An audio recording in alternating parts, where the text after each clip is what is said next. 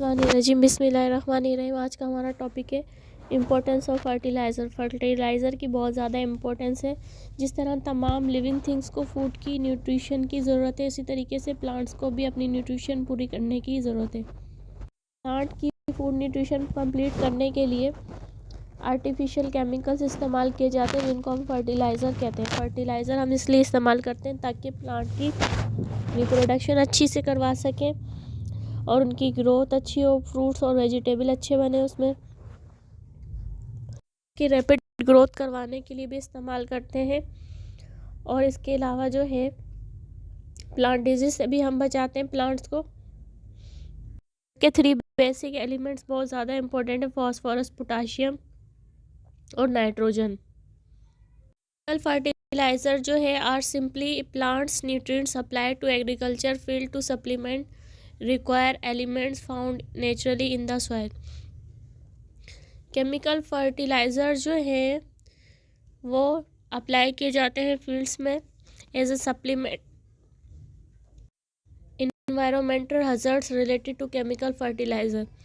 Environmental hazards is a condition which was the potential threat natural environment adversely affect people health including pollution and natural disaster. Fertiliser का एक important role तो है plants के लिए, लेकिन ऐसा भी है कि प्लांट्स ज़मीन जो है अनफर्टाइल भी हो जाती है इसकी वजह से। और जो है उसके जो केमिकल्स फर्टिलाइज़र वगैरह के उसके भी पोल्यूशन होती है, उसकी साइड इफ़ेक्ट होती है। पोल्यूशन और इन्वायरमेंटल पोल्यूशन दोनों ही उससे काज होंगी। फार्मर जो है अप्लाई करते फर्टिलाइज़र को बेटर ग्रोथ करने के लिए, but on the other side this fertiliser pollute water and soil as well. Water और सॉइल दोनों ही पोल्यूट कर रही है फर्टिलाइज़र। एक नुकसान ये भी हो रहा है। Soil nutrients holding capacity. जब बहुत ज़्यादा तादाद में फर्टिलाइज़र का इस्तेमाल किया जाता है तो ज़मीन जो है उसकी न्यूट्रिएंट्स को होल्ड करने की कैपेसिटी ख़त्म हो जाती है और एक वक्त आता है ज़मीन अनफर्टाइल हो जाती है।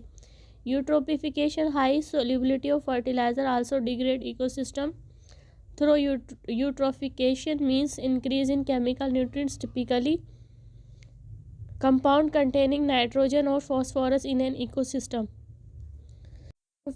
यूट्रोफिकेशन का मतलब ये है कि केमिकल की तादाद जो है ज़मीन में बहुत ज़्यादा बढ़ जाती है और कंपाउंड उसमें ज़्यादा तादाद नाइट्रोजन और फॉस्फोरस की भी होती है।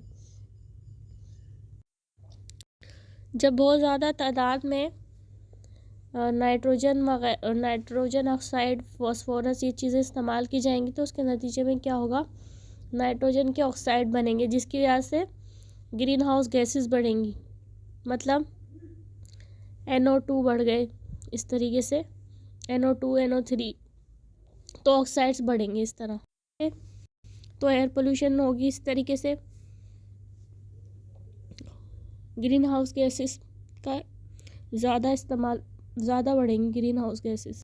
सॉइल की pH कम होती जाएगी, सॉइल की अल्कलिनिटी ख़त्म हो जाएगी और उसकी वजह से क्या होगा, अमोनिया गैस इमिट होगी। अगर हम इनऑर्गेनिक फर्टिलाइज़र इस्तेमाल करेंगे, extra ammonia can increase soil acidity.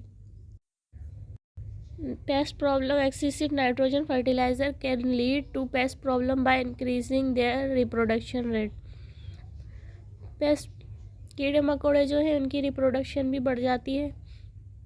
Nutrients balance. It is recommended that nutrients connect two of the soil and nutrients required of crops should be carefully balanced with application of inorganic fertilizer. It is critically to apply no more than it is needed. It is excessive nutrients will definitely develop pollution of any kind.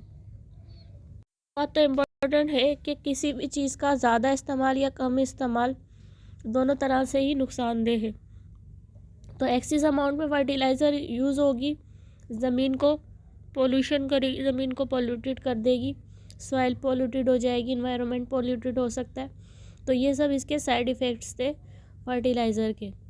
फ़ायदा हो रहा है कि fertiliser इस्तेमाल करने से fast growth हो रही है, लेकिन दूसरी तरफ बहुत सारे इसके साइड इफ़ेक्ट हैं, नुकसान हैं।